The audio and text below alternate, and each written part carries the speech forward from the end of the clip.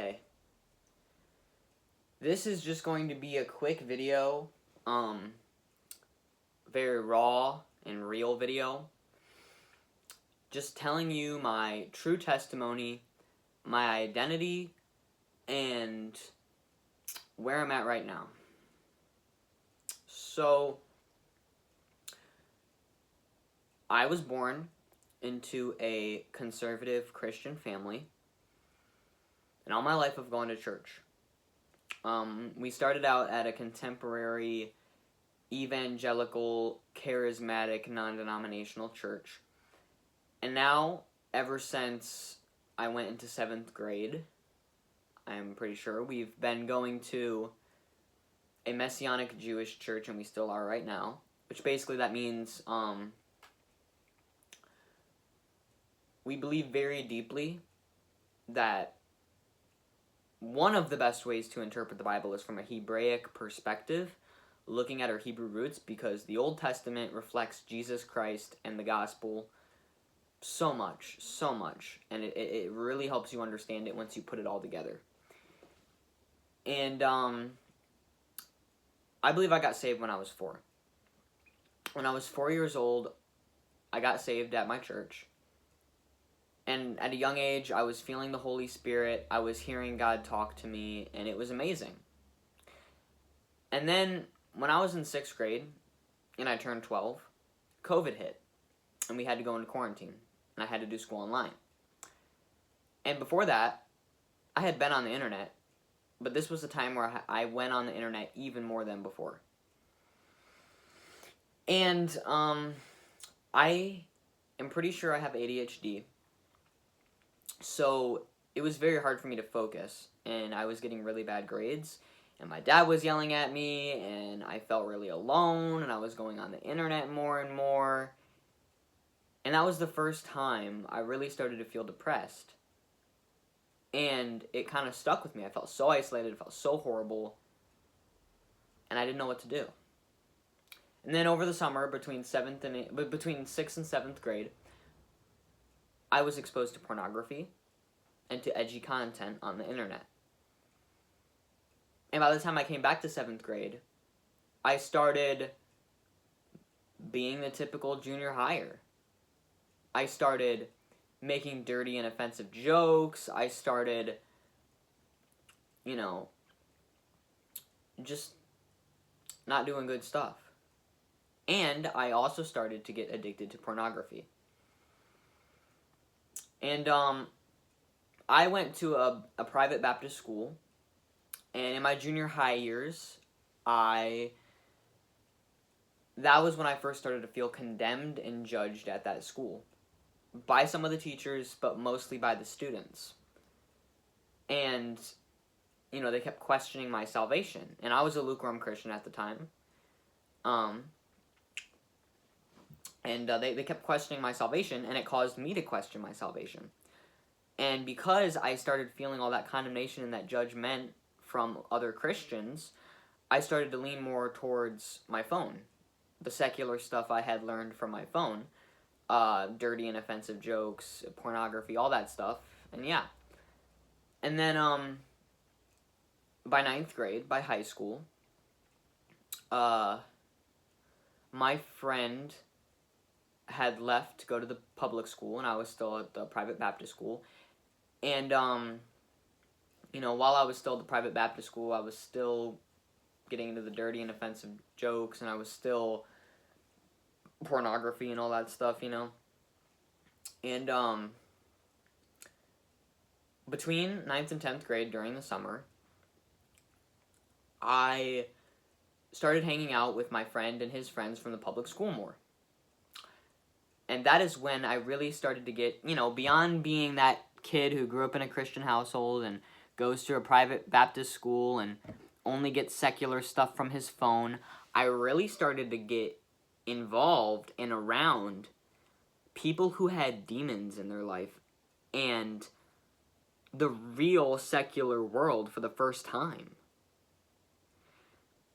And I started to get involved in stuff. I started to desire sex. I started to desire sexual promiscuity, getting with a bunch of women. I started to desire drugs, and I started listening to secular music that promoted, violence, sex, drugs, and all that type of stuff, and depression and anxiety, people dealing with it in horrible ways, which made me want to deal with mine in horrible ways. And I don't think it's a sin to listen to secular music, but I feel like it's obviously a personal conviction. I'm not going to sit here and tell you what music to listen to or what music not to listen to.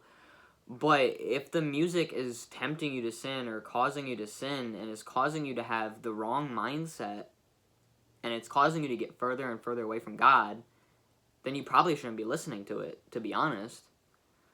So yeah, I was starting to get into that more. And then, and I was starting to get experimental with his friends and do stuff that I shouldn't have done. And, by 10th grade, I was really starting to hate going to that Baptist school. I felt so judged. I felt so condemned. And I started to really think that's what Christianity was. And it mainly came from the students, but I really started to think that's what Christianity was. And I really wanted to leave that school and go to the public school so I could do drugs and have sex with women and do a bunch of crazy stuff, And I was, as a lukewarm Christian at the time, I was trying to justify it in my head, even though I knew it was wrong. And as I started to get more and more rebellious at the school I was going to, even the teachers started to condemn me and judge me. And it wasn't good. It wasn't. But you know what I did? I started to condemn them and judge them back. I started to question their salvation the same way they questioned my salvation. I started to I started to judge their actions the same way they judged my actions, and I was fighting fire with fire, and it wasn't working. And so I really started to resent Christianity, Christians, other Christians, and I was like, I don't want to be around this. I got to get out of here so I can do drugs and have sex with girls and all this stuff. And eventually, I started to get mad at God. Because my feeling of emptiness and depression was getting worse and worse and worse. Wasn't paying attention to sermons. Wasn't reading my Bible. Wonder why? But it was getting worse and worse and worse. And also I had a lot of sin in my life. Wonder why? But it was getting worse and worse and worse. And God wasn't taking it away from me. So I was getting mad at God. And eventually, I said, screw it. I don't want to be a Christian anymore, and I'm not going to identify as a Christian. I'm going to identify as an agnostic, and I'm going to start getting deeper into pornography, getting deeper into the lusts of the flesh, getting deeper into the works of the flesh, and I'm not going to give a crap anymore. I'm just going to do what I want to do.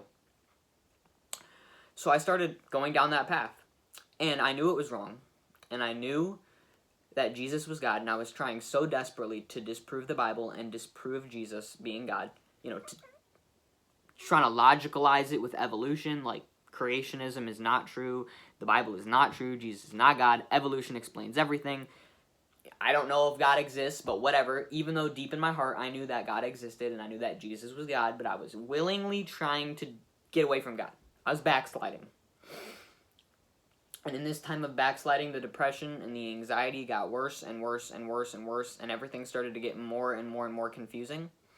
I didn't know who I was anymore.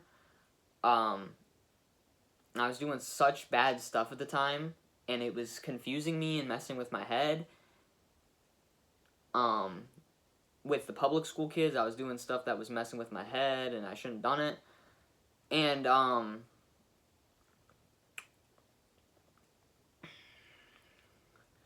it got to a point where, I became a nihilist, which basically means I thought, I don't believe in anything.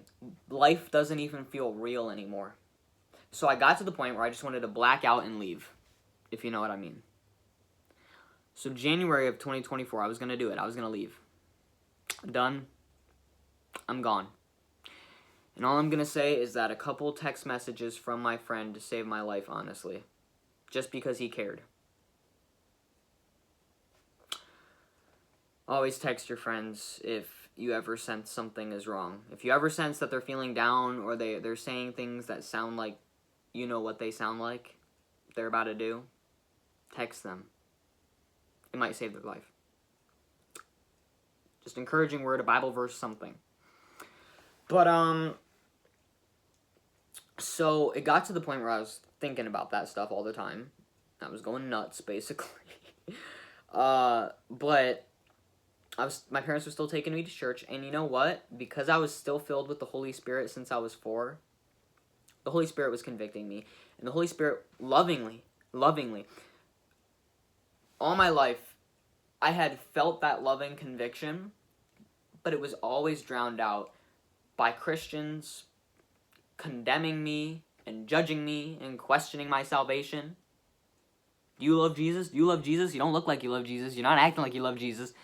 And, you know, all this crazy stuff. You have to wear this. You have to look like this in order to, you know, they weren't saying in order to be saved. But it caused me to have almost this work salvation mindset. I used to think you could lose your salvation. I used to think you had to do all this stuff to be saved. Because it was so strict that I almost had this work salvation in my head. I'm just going to say, the school I was going to, so strict, I almost had this work salvation in my head.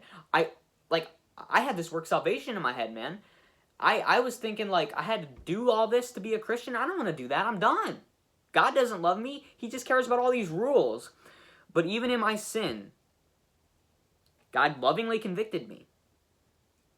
He wanted me to come back to him. He said, the only way you're going to get peace, the only way you're going to be able to live your life normally is if you take my hand and come back to me.